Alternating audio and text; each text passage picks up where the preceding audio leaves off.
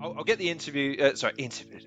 See, off to a great start. I'll get the intro and the preamble done, and then we'll kind of resume the conversation. And we'll use the magic and power of editing to probably swap those two bad boys around. But okay, big boy trousers, professional attitude. Hello. Okay, ladies and gentlemen, boys and girls, children of all ages. My name's Lorne Risley, and I'm the host of the Halcyon show. How you doing? And this week, Jesus, tap dancing Christ, we welcome a man with over a decade's experience as a football writer. He is now not only a renowned and revered writer and a member of the delightful cast of characters that makes up the TIFO and Athletic platforms, but a man of whom I've been a firm fan of for going on 4 years now. But despite being a cornerstone of what should be your typical footballing coverage consumption, he has had to live with a lifelong affliction from which not even a move to Das Vaterland has been able to cure, because he is a Spurs fan. Let's see what he has to say for himself. It's only Seb Stafford-Bloor. Well, that was very unprofessional of you, wasn't it, Lorne? It was very. When you talk about people having 10 years of experience, that just makes me feel old. That's supposed to be a good thing, but that depressed me.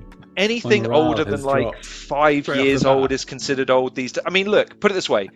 You're a tad older than me, but we're both in that age range where if we're FIFA football characters, our stats would be doing this on a season-by-season basis, and that depresses me in ways I'm not fully able to articulate.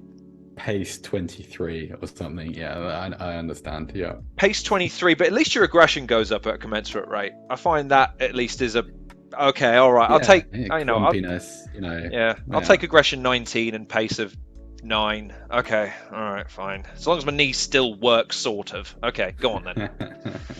But so we so awkward. I'm gonna segue back into it. We've been talking for a while, and this bit's going to appear first. So, my next question I have with regards to your personal thoughts on TIFO, because again, you've kind of been an intrinsic part to its growth, and again to its sort of cast and its lineup, and your personality has helped shape what TIFO is. I guess my question is, what's it been like building that brand in tandem with sort of now the endorsement and indeed the legitimacy of partnering with the Athletic? Because those two things seem to have really, like, TIFO as a brand has really taken off, and the Athletic has become a must on it. And I'm not just saying this, I've got the Athletic now. Joe broke me. I have the Athletic, and I can't believe I went so long without it, because it is concise and it is all in. There's not a thing that they don't cover completely. So, in your experience, how has that been for you being a part of that growth? Well, I mean, a little bit of housekeeping, because I think that I think in terms of like building the brand and shaping what TIFO has become, that's really Joe. I mean, in terms of deciding and dictating what TIFO should be, and creating the concept of videos doing what they do on our channel now, that is Joe's idea, and it's Joe's vision for what the company would be. I think really of myself as just someone that's helped and mucked in with the process. It's a funny one, because Joe's my friend, and I feel like he doesn't really get enough credit sometimes for that, because 6 years ago I was at a company called Umaxit, which is what TIFO used to be, and we were just very standard. We were we had an editorial section, and we had a website which I used to edit, and Joe kind of it was Joe who first started doing the sort of the videos and trying to engage people with bigger concepts and the kind of the evergreen topics that you see today. And it was wanted to be successful straight from the beginning. And so everything that's followed has been from that moment and the decision that Joe made, and from a path that he kind of plowed by himself for a long time, because it wasn't as if the first video got made and the whole power of the company went right behind him and right, let's just do that now. This was just his work that the company ended up shaping itself around and benefiting enormously from. And in terms of the Athletic partnership, again, like, these things don't happen without someone smart enough to do those things. And in our case, that was Joe. Wow, there's too many compliments in one section. Gosh, I was going to say, because I'm going to have to jump in, because Joe can wait. We have potentially an opportunity at some point to lambast him in person. I would very much enjoy the prospect. You, on the other hand, are who we're here to talk about, because I concede that point very much, but I do also believe that you get somewhere fast by yourself, but you get somewhere far together. And you, along with again your colleagues, have contributed tremendously in various ways. But in your case, I think they've been able to capitalize on what is evidently a tremendous passion, but also a tremendous understanding and appreciation of your own fandom. So what's it been? Because again, what for as an outsider looking in, let's say, of being able to cultivate a brand like you guys have been able to cultivate, and a community like we touched on earlier, which I think any creator would be jealous of, because you just all so relentlessly positive and the questions are always good. I mean, of course, there's always going to be a negative element to any fan base, but generally speaking, what you guys have created is truly special, and you're in no small part a contributing factor to that. So, what has it been like for you to see it succeed? Based on, again, if you want to say it's a minor contribution from yourself, or it's largely in small parts to a vision, but your passion, your expertise, I feel has carried. Because when you're on a lot of the original podcasts and the podcasts now, the way you talk has an air of authority. It has an informed nature. You're very quick to kind of concede, look, I might be wrong about this, but I'm just putting forward a very, hopefully straightforward answer that I'm going to, give you as much flesh on the bones as I possibly can. There must be at least some degree of satisfaction knowing that in the face of everything that YouTube represents and what a lot of social media represents, which is tell us what you hate and tell us as loudly as possible, you guys, specifically you, have been able to kind of say, look, I mean, look, this is fine, but then there's also this thing, and we can talk about this thing for 20-30 minutes, and then we can move on to the next thing, and we can cover it nicely. Like, that must be really satisfying. Yeah, I suppose so, because I think I hope I'm speaking for the other guys when I say this, but I feel like that people enjoy TIFO is a lovely thing. It's very rewarding, but also people have enjoyed something that we've created without us having to affect personalities in any way. Like, if someone was to hang out in the TIFO office for an afternoon, then I feel like the experience wouldn't be a million miles from listening to the podcast. With a few obvious differences, we don't always have that much energy. But that's really nice. Like, it's like I suppose to be candid, when I was sort of coming up as a writer, came up through the kind of blogging land, I was always really always had a little bit of I suppose paranoia is probably the right word, because of my accent, because of my upbringing, because I had a double-barrel surname. Like, I always felt these are difficult things in it's not a hardship by any means. I just mean that I was always a bit aware of it, and I was always quite reticent to share that side of things. And I suppose jump forward 10 years and people like us, and people like the characters that aren't really characters at all, just the personalities. And that's really nice, because that feels very personal.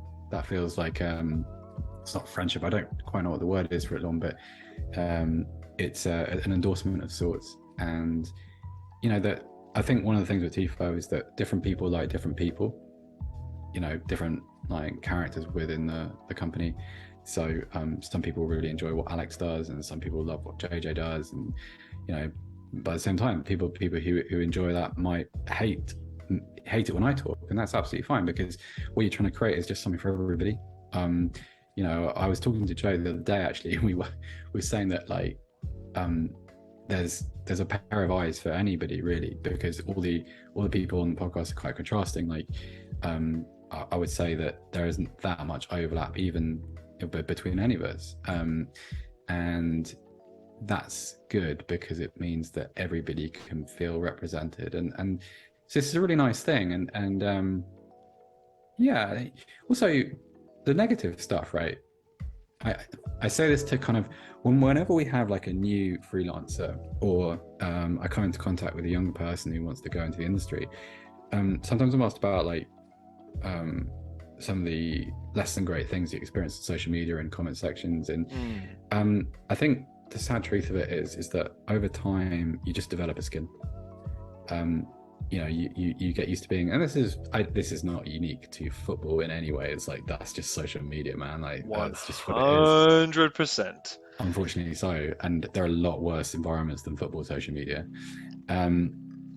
But it's just one of those things, like you just get used to it, and you don't hear it. You try and focus on the nice things that people say, and the friendly people and that kind of stuff. But it's been very nice, and this isn't kind of false humility. I think really what I've enjoyed is seeing people that I like succeed.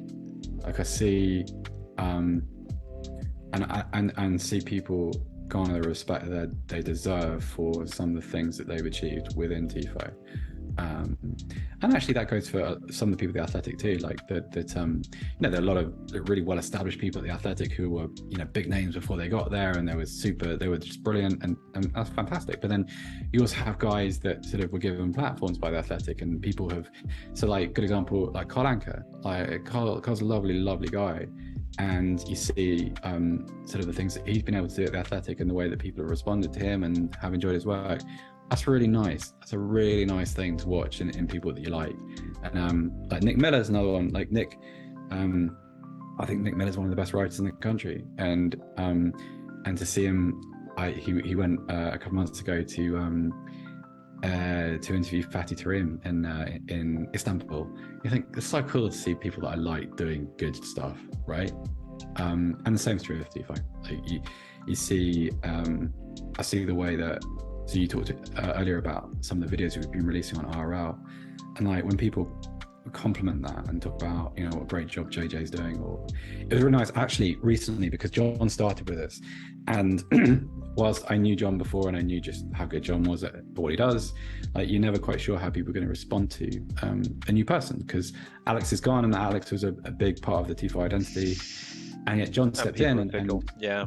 Yeah, but also, it's that thing of, I don't recognize this person, so I do not like you by compare. I've dealt with that as well, and every YouTube presenter will always tell you when they join a new channel that's got an established host or an established roster, the first thing people go is, who are you and what are you doing on my video?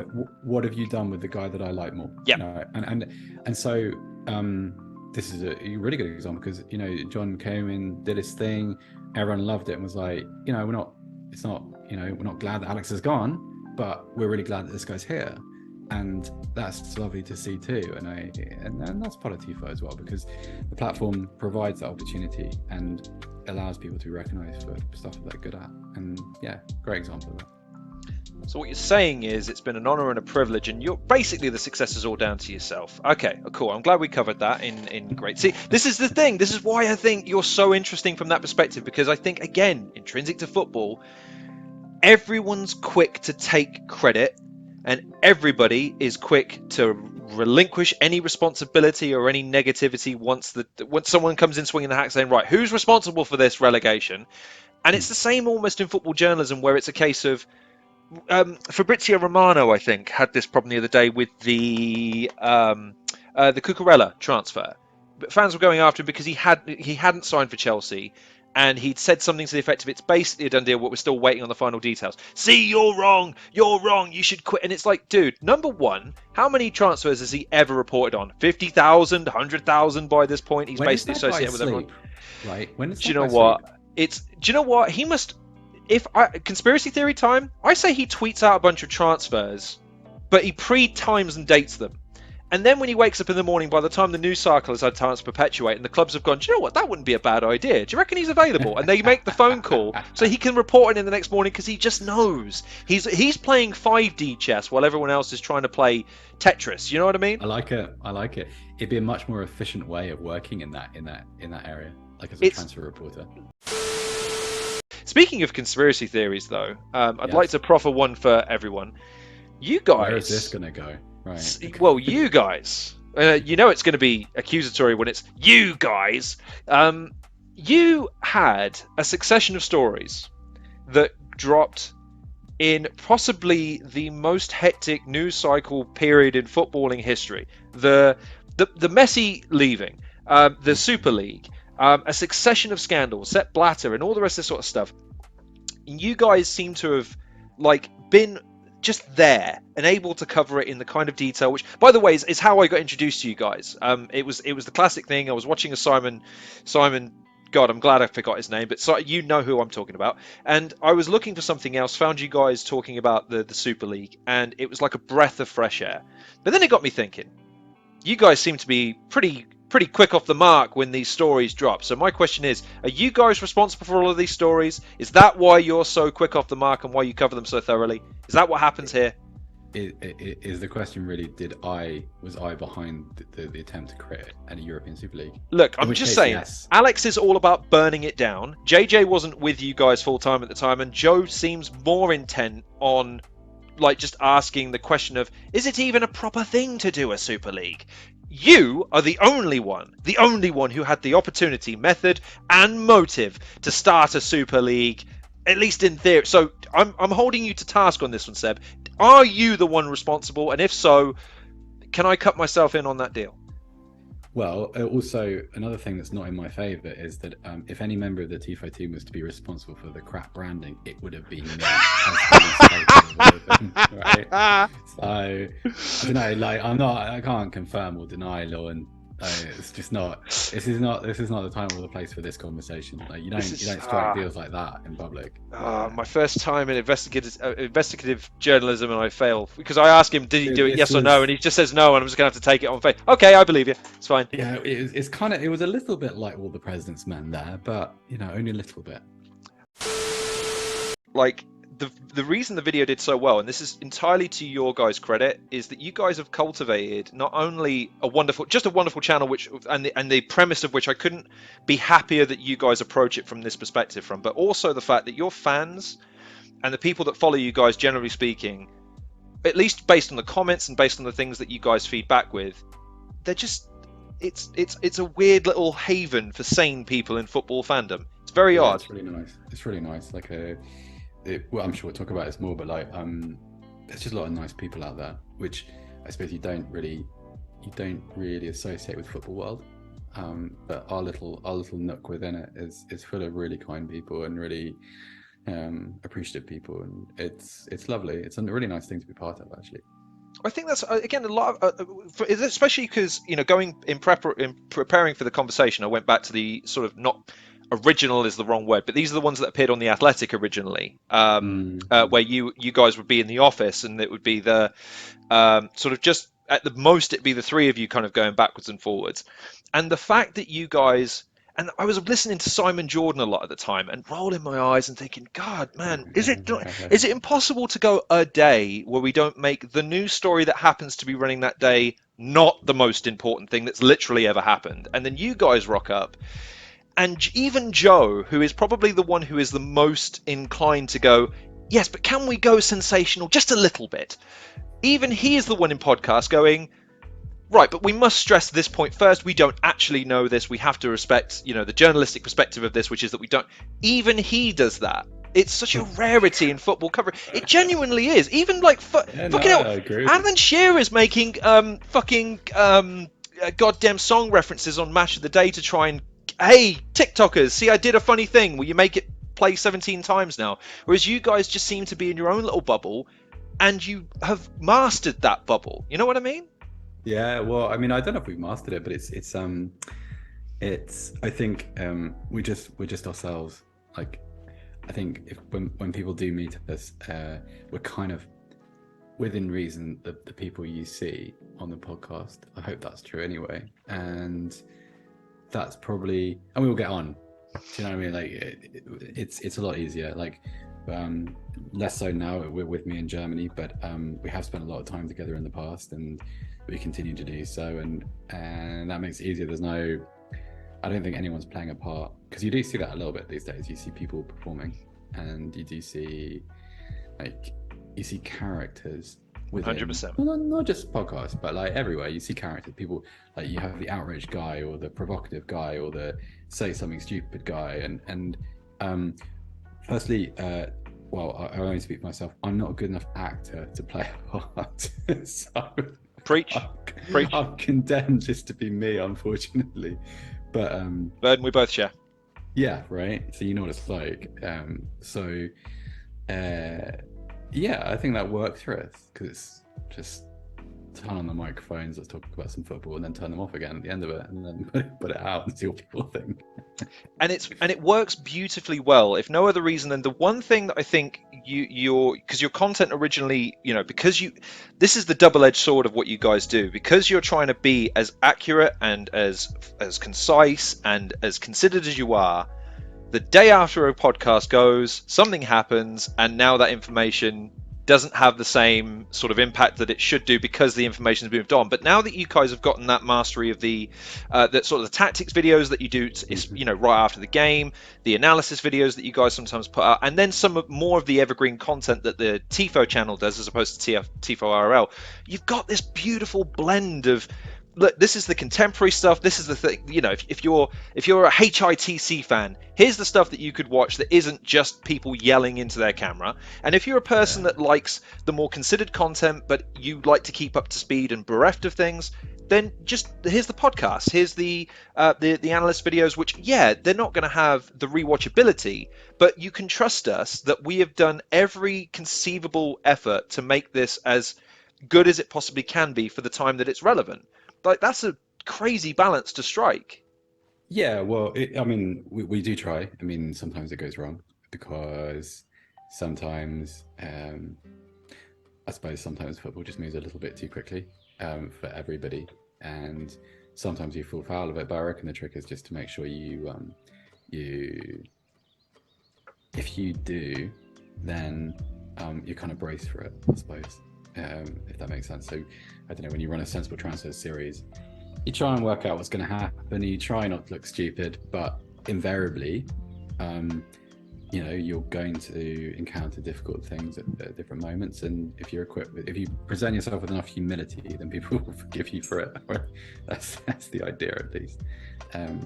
But yeah, it's a tricky one just because that's the nature of football now. I think it's that just everything quickly all the time, and yeah, it's a challenge. It's definitely one of the challenges.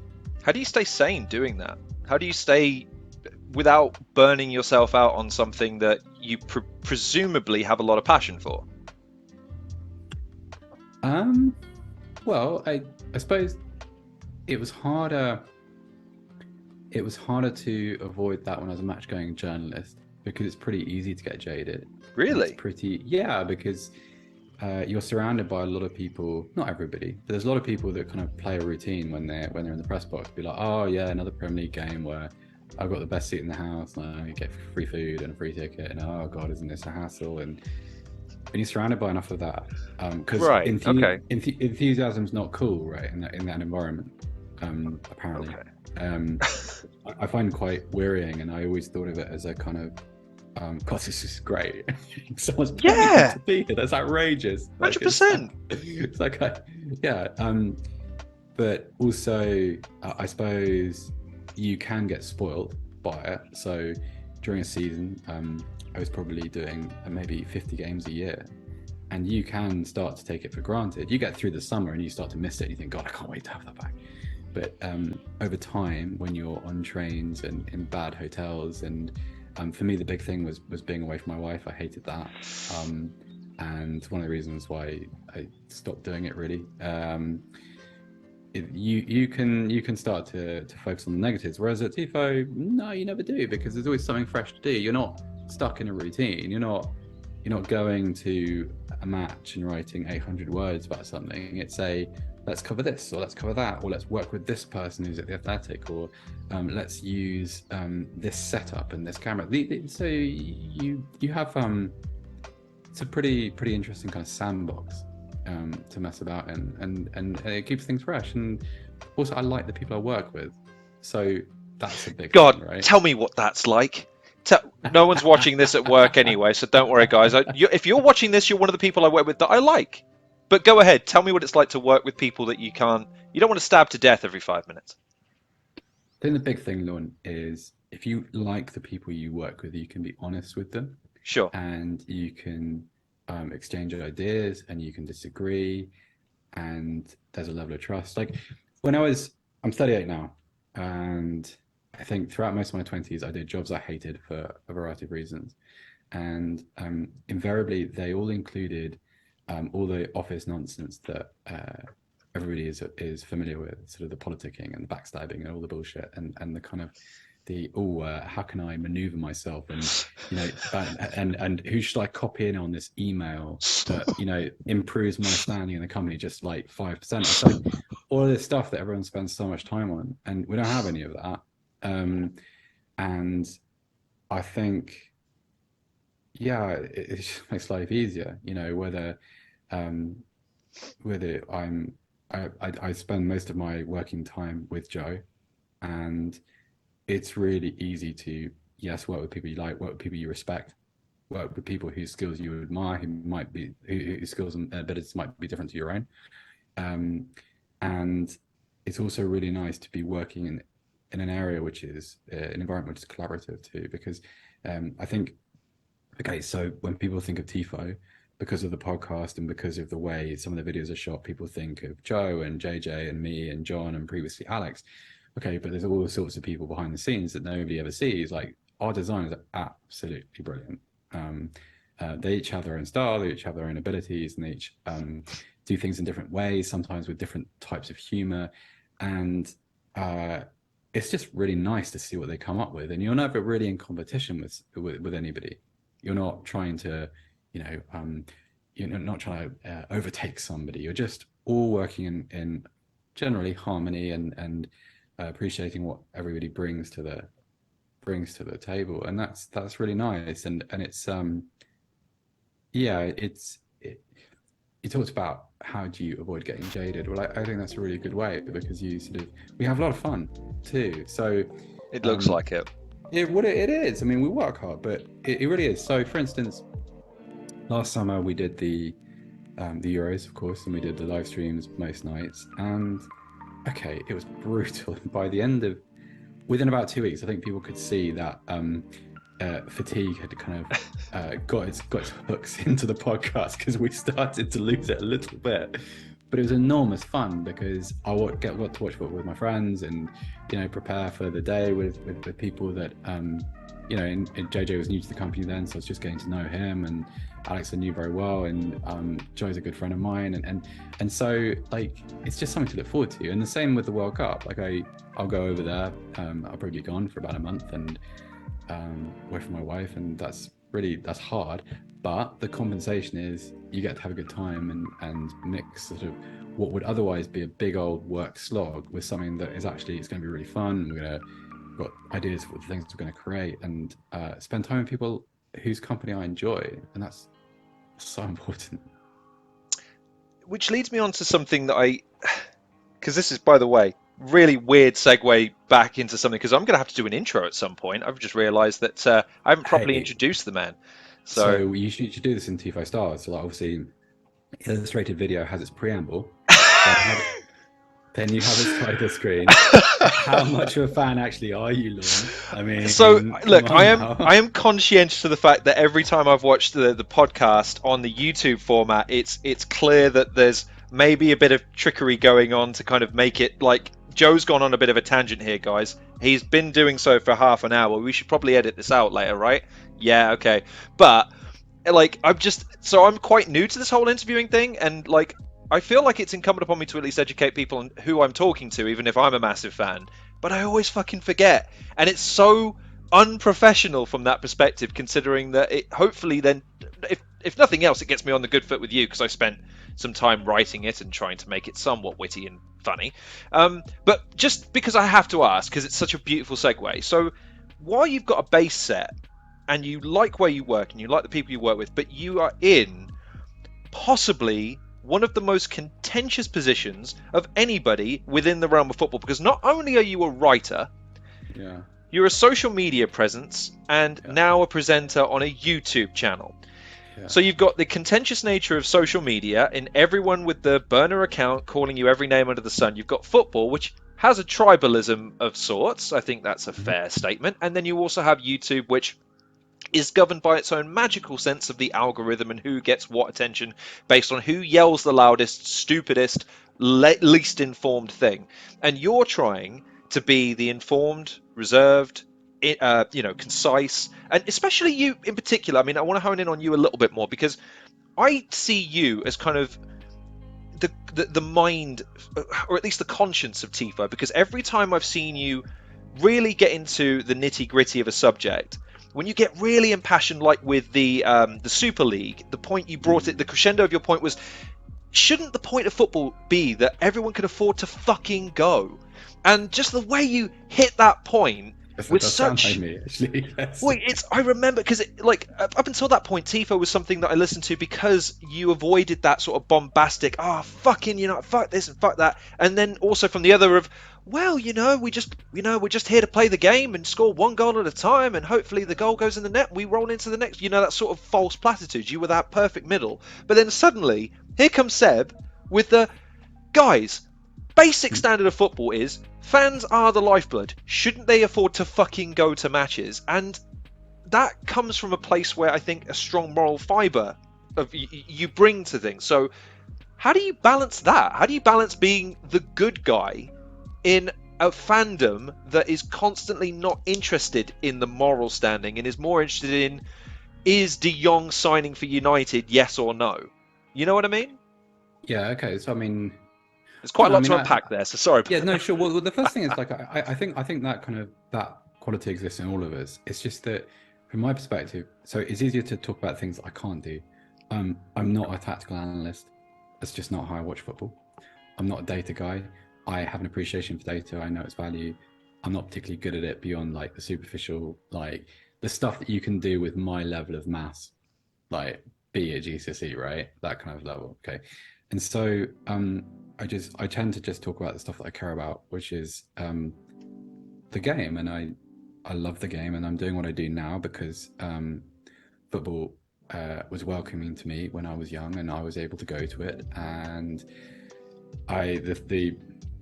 the episode that you're talking about, that period of time, I think prior to us recording, I think I spent a couple of days listening to sort of various people around European football talking about innovative ways in which we can capture the interest of people, and it's just such an obvious point.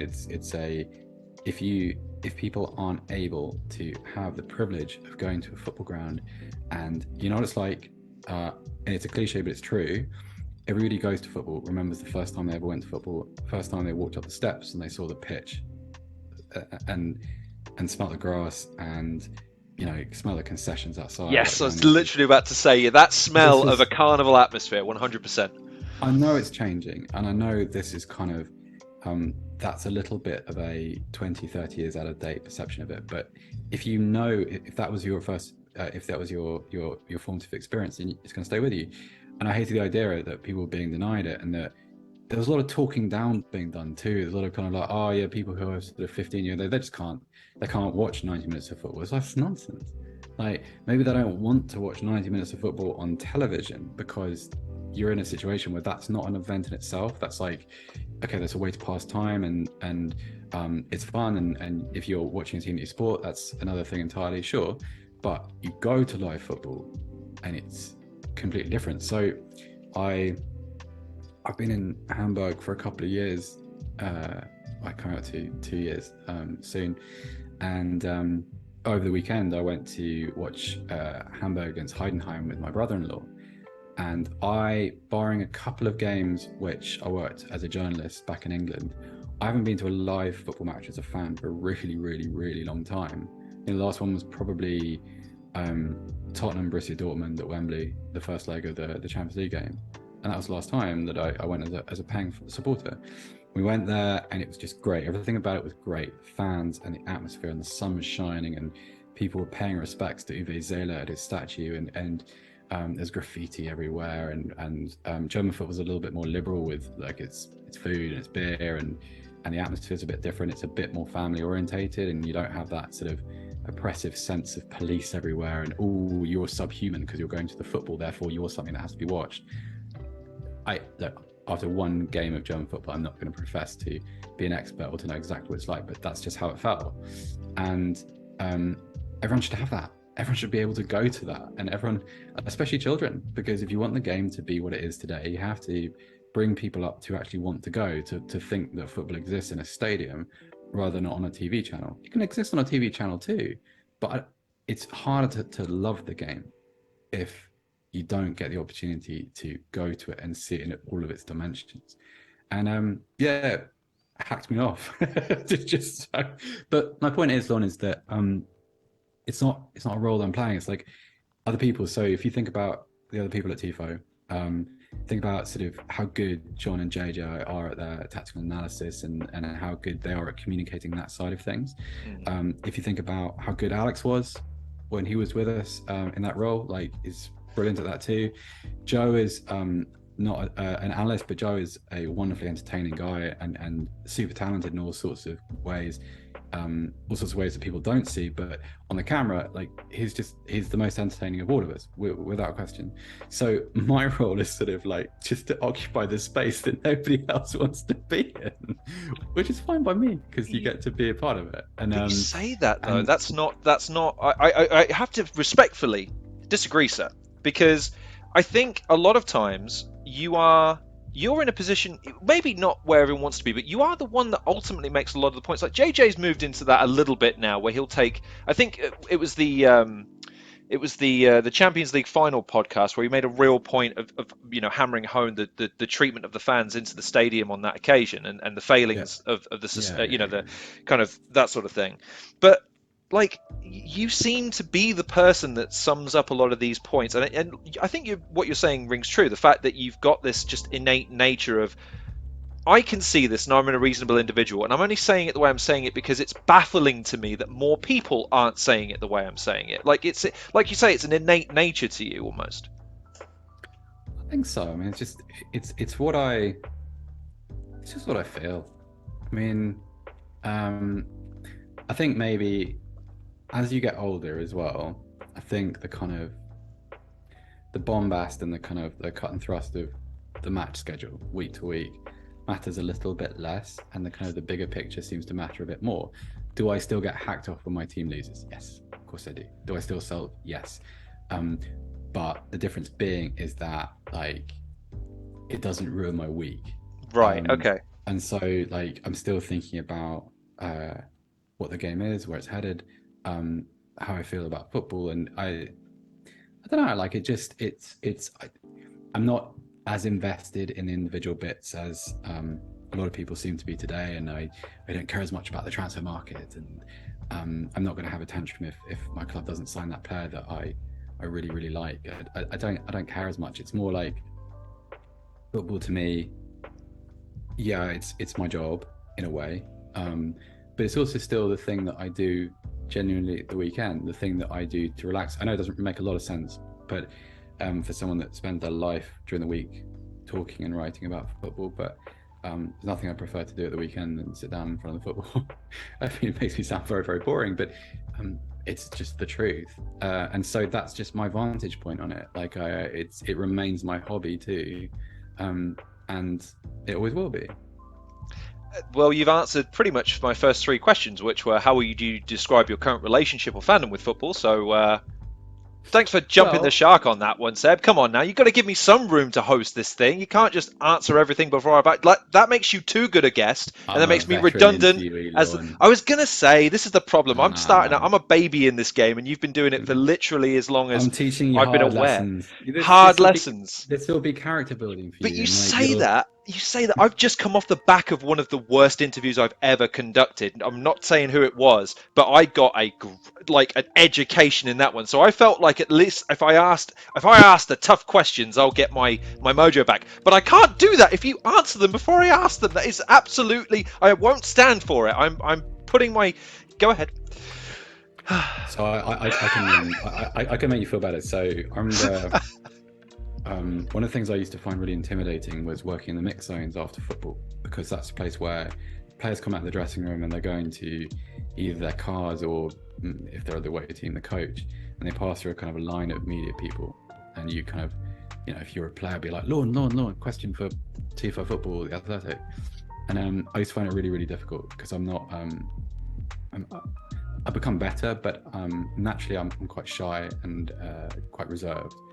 And also, I didn't find it, like, a lot of the questions that you hear in press conferences and in that kind of environment are quite mundane and sort of, so did you enjoy scoring a goal today? Well, I was the guy like a lot of inexperienced journalists. I was the guy that I used to try and ask interesting questions, or I did that terrible thing that you must never do of asking a question which wasn't really designed to extract an answer, but to show how much I knew, which is just the worst thing you can do. Okay. But the worst experience I had was it was 2017. I was in Poland covering the under-21 European Championship, and it was after England had lost on penalties to the under-21s, and I was down in the mix zone, and I was working that summer for the Evening Standard, and it was imperative that I got quotes, which I was never that guy. I was never a quotes guy. I was a opinions, person, really. Anyway, players going through, and a couple of them are in tears, and they're all very, very upset. And Alfie Mawson came through, the centre back, and he was very, very disappointed, of course. And I was like, Alfie, because I'd asked him a few questions during the tournament. He stopped, and do you know when? Dreams you have sometimes where you lose all your coordination, and Sure. Like you can't put your socks on or something, that kind of stuff. Anyway, well, I was trying to get my iPhone in my pocket to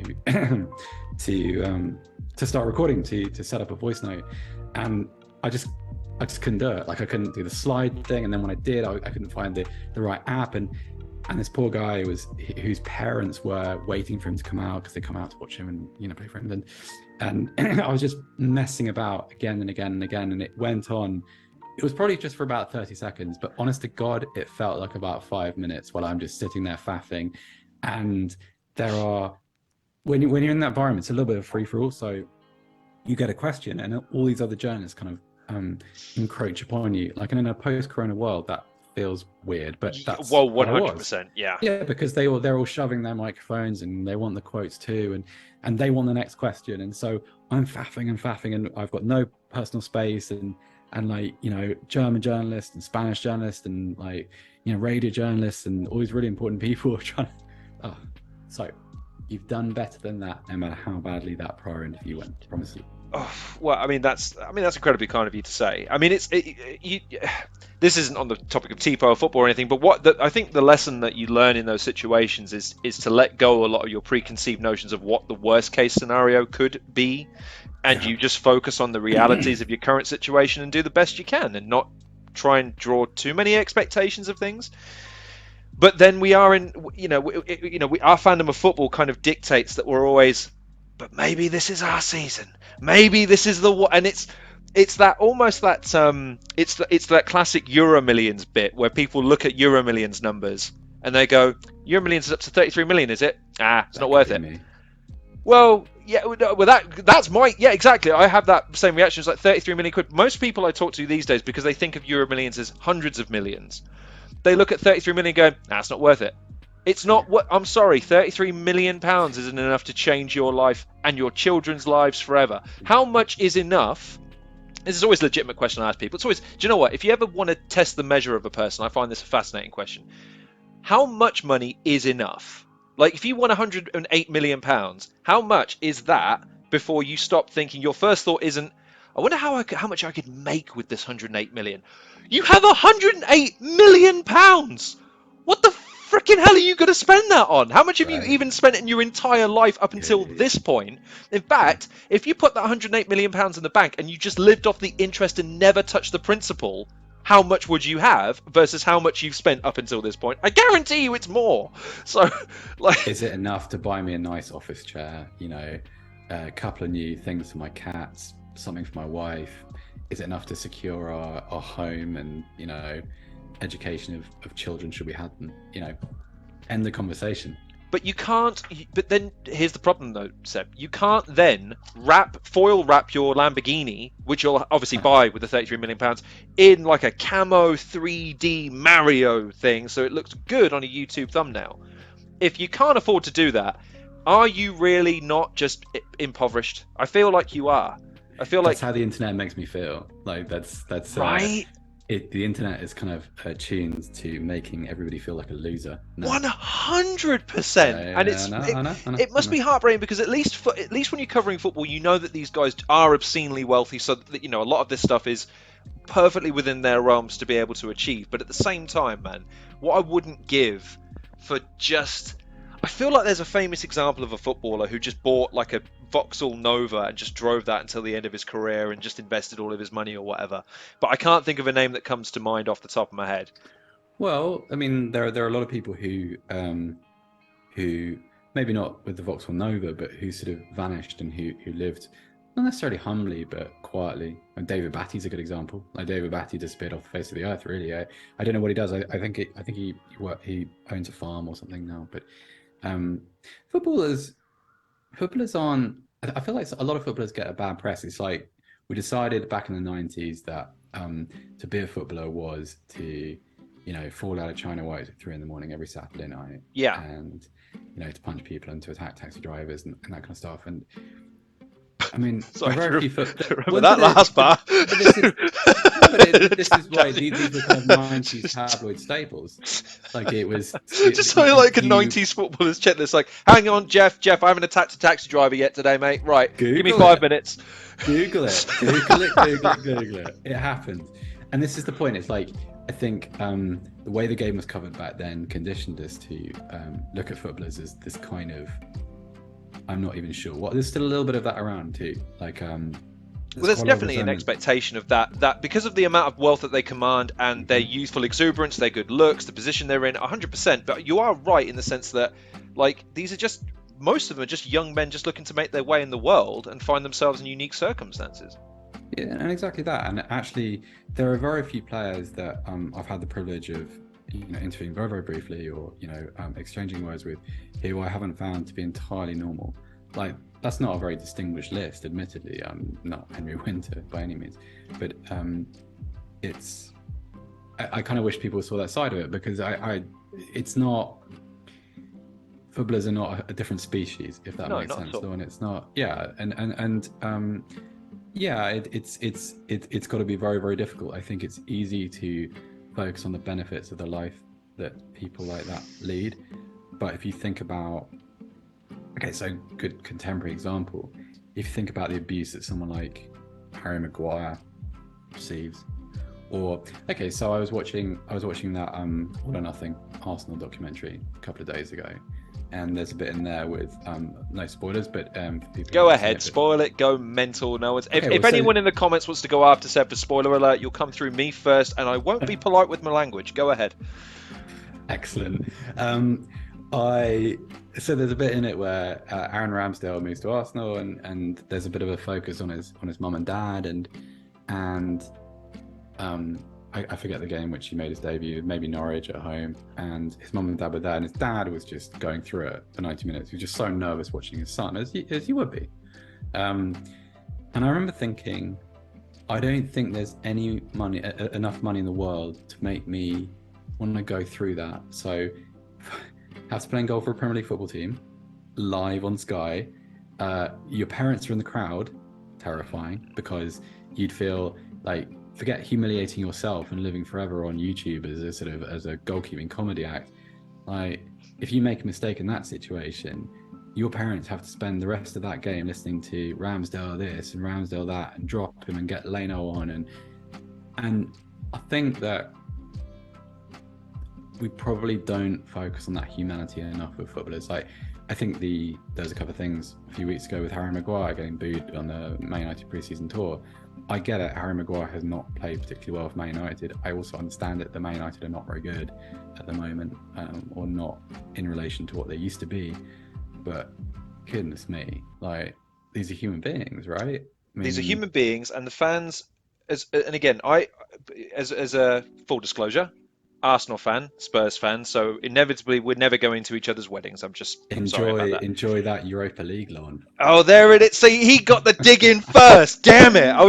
I have a dig in my lead in for you, and you've buried the lead. Unbelievable. Anyway, you're right, because the fans are fickle from the perspective of AFTV are probably the worst example of this, or at least the most publicized examples of this. Literally, minute to minute, half by half, game by game, you can go from being God among men to he was never good enough, and frankly I'm surprised we don't set him on fire to show him and others like him that this is what happens if you don't perform to a certain standard. And it's literally these are human beings from the perspective of they are doing a job ultimately. It's a very well paid, a very exciting, and a very attractive proposition from a young person's perspective if you ever see the lifestyle. However, it's still a job. It's still a performance-based issue. Are you saying you've never had a bad day at work? Are you saying you've never had a succession of Yeah, bad days at work? Have you never said that something in your personal life hasn't affected your professional performance on a sustained basis because of something that's going on? Right, cool. of course. Now Of course. imagine that's being scrutinized by 50,000 people live and then millions around the world in a news cycle that's designed to perpetuate your negative aspects. Can you imagine the pressure that someone must be in that situation? Well, I think ultimately, actually, the truth of it is, no, I can't imagine, because I don't. It's almost unrelatable, and I think that's part of the problem. Is because it's so easy to see footballers as holograms, as kind of emotionless beings, and people who are just avatars for whatever we're feeling in our life. Like, oh, I've had a bad week, but it's okay because on Saturday I can go down White Hart Lane and shout at somebody. 2 hours later. You're everything I wanted you to be, Seb, except you're a Spurs fan. You're a Spurs fan. It's so heartbreaking. It really is. Do you know what? That's the heartbreaking thing when you get to in good interviews when you learn stuff. I was interviewing a battle rapper by the name of Tony D, and it turns out he's done a bunch of stuff for BBC and a few other organisations for Spurs. And when that stuff showed up on my YouTube feed when I'm searching, oh, you're a Spurs fan. Yeah, I Oh think no. he's been on the Fighting Cock podcast. Actually, I'm sure I've heard him on there. You are Yeah, 100% right. Yes, I and think I'm remembering that right. yeah, it turns out we had a good bit of football banter there, which was again, I had to sideswipe him though. I kind of caught him off guard, like you caught me off guard, and said, you've been successful, you've won titles and accolades. How do you reconcile that with being a Spurs fan? And it was, Uncle was not happy with me in that moment. A few moments later. And kind of what you were saying earlier, I was so grateful's the wrong word, but I was so happy to see you guys be able to capitalize, not only because they were big stories and had a lot of traction, but you guys covered it in that way of, I needed someone who had the intelligence and the articulation to say the things you guys were saying at the time. And I needed it because I needed my faith in my football fandom kind of indoor. Like, sometimes it is hard being a football fan. It's as hard as being a football fan sometimes as it is being a professional wrestling fan or a gamer, because people roll their eyes and go, oh, you like football, do you? Well, it's a bit juve. It's 22 blokes chasing around a pigskin. Like, don't you get bored of watching two? They just kick each other and they fall over and it's like, right. But have you ever been to a game and heard the roar of a crowd and seen a young man do something he's probably dreamed of doing since he was 5 years old in front of the people who will give him the most adulation of anybody? Like, if nothing else, football is beautiful because it affords people that opportunity. And now, like you guys, and in fact, I think you mentioned this on one of the last podcasts, where it's frustrating that no, it was an interview that you did, sorry, where you did a series of videos concerning the women's Euros, and you packed them with content, and you research, and the way you released them, you were so happy with them, and then the traction is transfers. So, but now women are starting to get that recognition, because it's now not a case of, well, the women's game isn't as developed and it doesn't have the right 90,000 people in Wembley Stadium and a final that would give any game of football a run for its money. You tell me why you're not watching if you're not saying that it's because it's got girls in it. Do you know what I mean? Like, so yeah, 100%. So I was listening to one of the podcasts I listen to religiously, or two of them are the Stadio podcast with Musa Okonga and Ryan Hunn, but also Writer's House, which is hosted by Ian Wright. And the most recent episode was Ian with Musa, who I know really well and have known for a long time. And they were talking about this. They were talking about how they arrived into the new season, despite it being quite a short summer. They weren't jaded at all. They said that they'd be kind of rejuvenated by the women's Euros and just like this kind of benevolence that was that it had, this sort of benevolent energy that it exuded. And I think that's spot on, because I remember thinking, obviously we had our content plan, and we put things out, and we put out something just before the final about the improvement in women's goalkeepers and just the kind of and we did it from the perspective of it was a conversion. It was written by the great Kiefer O'Neill from The Athletic. Did a wonderful job. Spoke to Rachel Brown-Finnis, who used to play in goal for England, and she talked about kind of the technical improvements and the methods that are used to compensate for the lack of average height in a women's goalkeeper compared to the men's, and because obviously they play in the same size goals. And it was really interesting. It was just like, it made sense, and you could see when you watched the tournament, oh, that's why that's happening. And I can see, for instance, she's really using her feet well, and that's allowed her to make that save in that corner, right? And all you want is just give it a chance. Yes. Just go. If you're not interested, that's absolutely cool. That's absolutely cool. But don't denigrate it.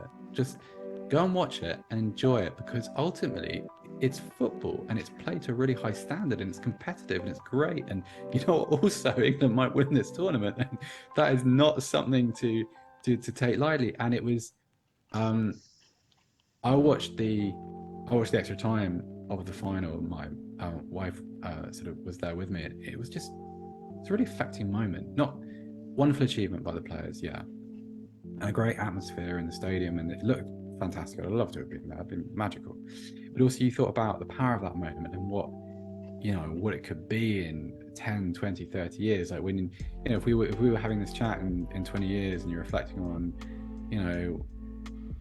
2042's version of the England women's team, and it's going to be packed with stories of, wow, and this happened, and this is something that showed that doing this was possible. Like, it's very powerful when you think about it in those terms. It upsets me a little bit. Like, you get the kind of the attention-seeking people that make stupid comments and sort of say like idiotic things, and that's one thing, because sometimes people just say stuff for attention. But it's like, really? Apparently so. Yeah. But I was just more than anything else, like, well, if you didn't want to watch it and you just sort of rejected it, well, more for you, because you missed out and it was a great summer. And I agree with Ian Musa in the sense that I've arrived in this season. I'll tell you something. I'll share something. You can have a bit of an exclusive. So I had a pretty weird year in the sense that my mother got ill and my mother died, and I was over in England for quite a long time. And my relationship with football became very, very strange during that period, where like I always thought, if something like that ever happened to me, I'd be one of those guys that got lost in the game, got really into it and sort of allowed it to carry me through whatever trials and tribulations were occurring in my life. In reality, none of that happened. I was in a kind of a carer situation, so all my energy went towards that. And then in my spare time, I think I just watched old episodes of Inspector Morse without really paying attention to them, right? And football became very incidental. And you, in that situation, I'm sure a lot of people can relate to this, you tend to focus on how silly a lot of the noise is, and how, I don't know, how much bluster there is around the sport. But I remember watching the women's football, and I think I said to my wife a couple of weeks before the season started, I think I'm going to struggle, because I'm not as interested in the game as I used to be. I think I was still coming to, it hasn't been very long since my mother passed, but it was kind of, I was concerned that because my job was football, and because I wasn't really interested in the games as much as I was, that once the season began and the podcast is up and we're a bit more kind of match day to match day, I thought this is going to be really, really tricky. And I watched the Women's Euros, and it was just so lovely. It was just football, and it was great, and it was kind of, look at that piece of skill, and look at that goal, and look at that celebration, isn't that great, and what a great save, and look what it means to all these people. Like, it's a bit cliche, and it's a little bit of a pretentious thing to say, but it was very healing. And it was very, very important. And I arrived in the first Premier League match day, and I loved it. It was great. Like, I went obviously off to Hamburg with my brother-in-law, and that was great fun. But it was all back, and it was all enjoyable, and it was, I don't know, like, if you missed out on that, like, okay, my situation was specific to me, but everybody has something going on in their world, and like, everybody could do with an antidote. It doesn't matter whether it's the kind of a sick parent or a terrible work situation, or the energy crisis going on in England at the moment. It's awful. It's seriously difficult for a lot of people. And if you can have something like that, you're good. So, you know, it teaches you kind of give something like that a chance, because it's valuable, right? 100%. And just time myself, because by the way, thanks I appreciate you sharing that, because okay. I think, well, because you've hit on something there, because you know, like you said, that's intrinsically personal to yourself, and that's going to hold something that's going to be with you for the rest of your life, and I appreciate that that's something that you're going to hold dear. One thing that happened to me recently was I've got a daughter who's just coming into the age where she's going to now start to remember stuff. When she's older, she's going to remember tidbits and flashes. And I remember we were watching, I think it was a Chelsea Women's League game. And I was disappointed because Arsenal weren't on. And she turned to me and she said, "Daddy, can girls play football?" And I said, "Of course they can." But the fact that even as a 5-year-old, she felt the need to ask that question, because in the playground, she sees boys play football, and then that's what boys do. Girls don't play football. And she sees these women doing exactly the same thing as the boys, but on a professional level, with the gleam and the gloss of the BBC's presentation, and goes, "Can I do that?" And you go, "Of course you can, providing you play for Arsenal, in which case, no, you can't do that." But, you know, assuming that you signed for the Gunners and you go on to score 500 goals, okay, yeah, of course. But the point is there, that's now going to have a resonance for her for the rest of her life, because now that's now something she could consider. I'm not saying she's going to go on to be a world beater, but it's something that if she didn't need it, it was something that's now illuminated to her. She's now going to have that in her back pocket to be able to say, 100%. it's something. And the weird thing to me is that two of the things I love, MMA, wrestling, they've had their individual women's revolutions, and on both occasions they proved not only can they be just as good, we can headline events. We can sell out arenas. We can build superstars that appeal to not only our original and existing demographics, but everybody now. And yet football seemed to be the one that, for whatever reason, either its fan base or just whoever was in charge for the longest time, and just thought, look, let's just leave things as they are. There's no need to set the apple cart. Let's not try and... if you want to just look at it from a purely cynical perspective, you're leaving money on the table. Because, whoever's saying it can't be as good is just being short-sighted, because now you have all the proof in the world to say there's unlimited people that just want to watch football, and they want to see people rise above and become heroes and feel the heartbreak and all the rest of that sort of stuff that we love football for, because football is, in essence, like you said, an escape. It's about emotion. It's about moments. It's not about who's got the 95 rating next year on FIFA. It's not about who wins the golden boot, because that's going to improve his transfer value going into the World Cup so he can then sign for Real Madrid. But do you remember when Henry flicked it over, hit it one time and it went over Barthez? Do you remember that goal? Oh my days, that was cracking. Do you remember when Gareth Bale basically dismantled Inter Milan on the left-hand side and decided to score? That's what football is, and now women and girls have the opportunity to have that as well. I'm just so immensely happy about that, and anyone that kind of gets on the sidelines of saying the tropes, I just, like you say, I almost feel bad for them. You're denying yourself some basically an extension of the thing you love. This is the point, Norman, because I think it's interesting that you articulated that really well about your daughter. I think the point is that football is whatever you want it to be, and by you I mean the individual person. 100%. And 100%. hey, you know what? If you want football to be about FIFA, that's cool. That's absolutely fine. If you want to be a transfer market person, go ahead. But then the idea is that everybody, your daughter included, can find their place and can do whatever they want within the game. And so when we talked earlier about the power of England winning the European Championship at Wembley, that's the thing, isn't it? Because it's sort of, I think football in various ways has always been really good at keeping its kind of artificial barriers up. Really difficult to argue with a full house at Wembley and a couple of full houses at Camp Nou in the same season. It's just, the argument's over, right? 100%. And it just opens doors for other people in a very, very literal way, and it allows your daughter included to, right, what do I want to be in this game? Maybe she won't be into football at all in 5 years, but she has to have the option to do whatever she wants within the game, and for the game to be whatever she wants it to be for her. That's really, really important. And things like that, that's why they feel powerful, I think. 100%. One last quick question, and then I understand you have a pressing issue that you need to attend to. And you know who you are as I ask this question, because I'm asking the closest thing I'm ever going to speak to an expert on, not this field, but something that's very near and dear to my heart. Is it acceptable to support Manchester United, Tottenham Hotspur, and Barcelona simultaneously? See, I want to. Yes! You know who you are! First of all, like, I have to kind of get my head around how it works. Like, I think it's become increasingly common for people to have teams in different countries. We're talking 10 years ago, I was given this statement. 10 years ago, roughly 10 years, I was given that statement. I'll tell you what. I'm not really into telling people what's not allowed.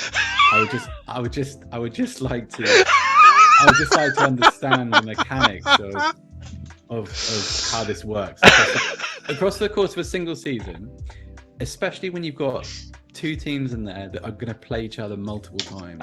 That's kind of, hey, that as a concept needs to turn into a TIFO explainer video, I think. Oh my days, that's exactly the answer I was hoping that you would give, because my mind, Lauren. So it's because here's the thing. I know by even asking that question, I'm going against a lot of the principles which I think we both agree on, which is, look, like what you like, just don't be a dickhead about it. And don't enforce what you... Yeah, exactly. Look, I like this, therefore you must like this. I hate this, therefore you must like... No. How's about this? Does my fandom affect you in any way? Then let me have my fandom and let me enjoy something the way I want to enjoy it. And if you don't like something, I'm not going to force you to do it unless, you know, it's a partner situation and they make you go to every Twilight movie in the cinema again on DVD. That's a different story for a psychologist. Wow. I was a very giving person in my youth. I shan't be making that mistake again. Anyway, point being is that, I think it's funny because even though I grew up in an age, because you mentioned this on a podcast at one point where, you know, United were winning everything, and as an Arsenal fan, it was so frustrating just watching them win year after year, to the point now where they are, and 9-year-old me would be laughing his ass off, but 32-year-old me is just almost sad that we have one less team that competes on a decent level in comparison to the very top teams, and I would just want to see a more entertaining product that everyone enjoys, rather than seeing everyone, which is what I saw after the first United game, go, well, I suppose we might as well nuke the stadium now for all that performance was worth. I think we should scrap the club and start again, frankly. And it's like, guys, there'll be another game next week. I think it's difficult though, because also, like, within fan bases, you have people of different generations, or who perhaps have been fans for, you know, some people come to football later in life, you know, so it's really tempting, and believe me, I've done it. I'm as guilty of this as anybody. You know, you judge people for their entitlement, like, oh, you know, you're you know, try being a fan of Club X for 10 years or 20 years or 30 years. We've all done that, right? We have all done that, yep. But then you got to remember that sort of different people have different reference points, and different people also, and this is really important, and I think I've only really come to understand this recently, but different people need different things from football. So you arrive at match day, and, you know, your life might be going brilliantly. You know, you might be about to get married, or about to go on holiday, or you've just got a pay rise or a new job, all this kind of stuff. And so, like, you can deal with that really crap 2-1 home defeat to Wigan, right? It's okay. Like, there'll be another game tomorrow, another game next week, and you can forget about it. However, sometimes you come across football, and you come to a football match or a point in the season, and you need football to be something for you. You need it as a bit of a crutch, and, like, there's all different parts of my life, and that's been the case. I remember I went through this years and years ago, but I remember the first time the season when Tottenham qualified for the Champions League with Harry Redknapp. I've been through a really bad breakup halfway through that year, and we broke up, and we were living together, and so a lot of the furniture went with her when she left. Right. So these things happen, and it's life. You get on with it. But I remember thinking, I need this. Like, you've always let me down before, and you've always failed, but I need you to actually do this time, and if you don't, I don't think I'll ever forgive you for it. And that is not a rational way to approach football, and that is the way, you know, and had they not won that game at the Etihad, I might have had a massive tantrum. And so I'm always reticent to judge people, because you just don't know. what they need from the sport. It's pathetic, but we've all done it, right? You end up thinking, I just need this good thing, and I'll never ask for another thing. Okay, I need this because I've earned it, because everything else is in flames. And that's a long time ago now, but I mean, goodness me, that's 12, 13 years. But it's you always got to remember that. And I think, for instance, okay, so Man United had a really crap result over the weekend, and they were bad, and they probably deserve to be booed off. But and I accept entirely that this is not the reason why a lot of people throw their toys out the pram. I understand that, but there are people that just need their team to be better than they currently are sometimes, and you know they need a kind of a figurative hug from their football team, and when they don't get it, that's really rubbish. So it's something to remember, I think. Yeah, I was going to say, being an Arsenal fan, it's less of a hug, more of a happy slap that we get more often than not, especially considering the you mentioned the All or Nothing documentary. I'm not looking forward to watching it now that I've got to come down from the high of Mourinho in the middle of a field saying we're fucked. Like, I can't believe they caught that on camera, frankly. But you know, that must have been pleasurable for you to sit through as a Tottenham fan. But it bored me. Like I feel like some of those. Yeah, bit the same.